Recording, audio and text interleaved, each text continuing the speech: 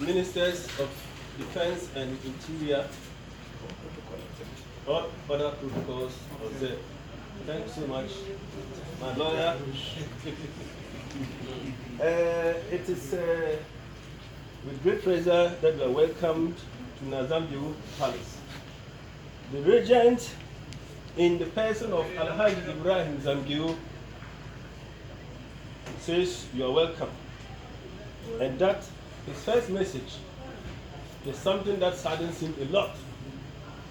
That the regional minister, Mr. Honorable Stephen Yakubu, on assumption of office,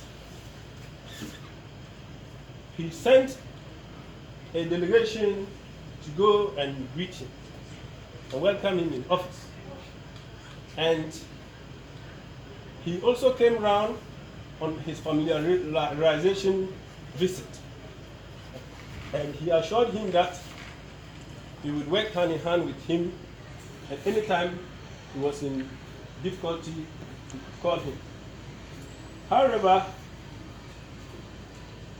this conflict, very conflict we have come to meet, started in November last year. And for 9 months, Honorable Stephen Yakubu has not stepped foot here. And we have all been hearing his movements in and out of Bawku. Even when the 6 MPs of the Bawku traditional area visited, we expected that they should have come around here. None of them paid a visit to us. And more to the point, he, the Regent, has witnessed members of government emphasizing that the Kusasi side had the Supreme Court ruling on their favor. And the Regent has been saddened by this. He said we should inform you that the Supreme Court ruling is nothing but a leaflet here. That is purported to be the Supreme Court ruling. This is it. And we sought to discontinue because we went to court to challenge Law 75 that was in place that barred us from performing our chief's funeral. And this is the supposed Law 75. And it had been repealed upon getting to the Supreme Court, so we sought to discontinue. So where is the ruling? It has not been tried.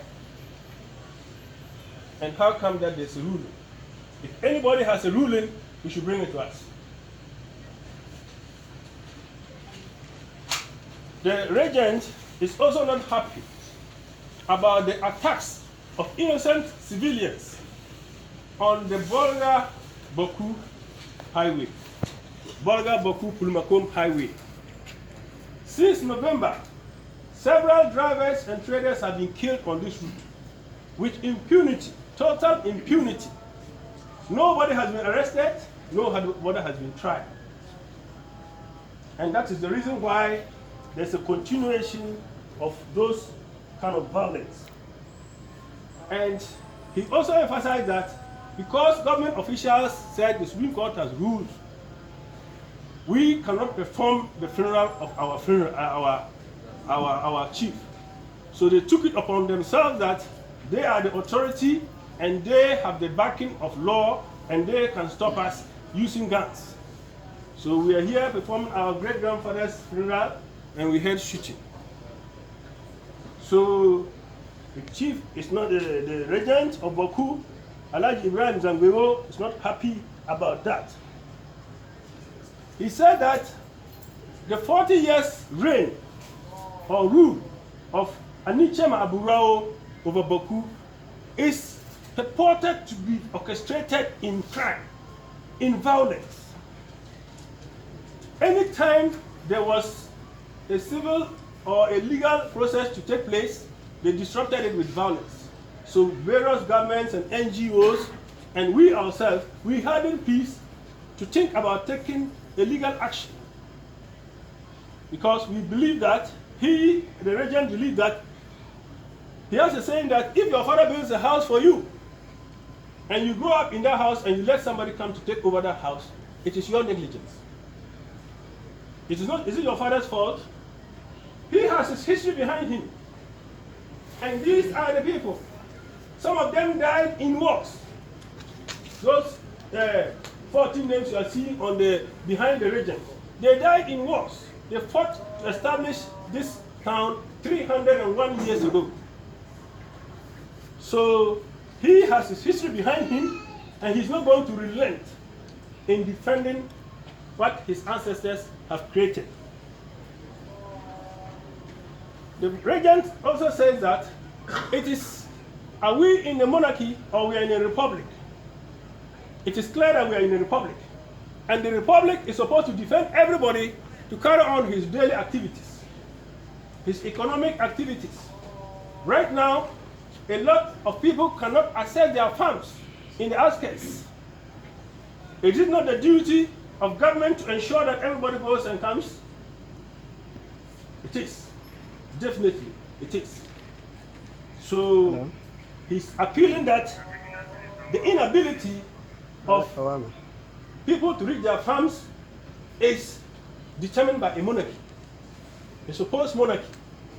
And this has been allowed by the security to create insecurity.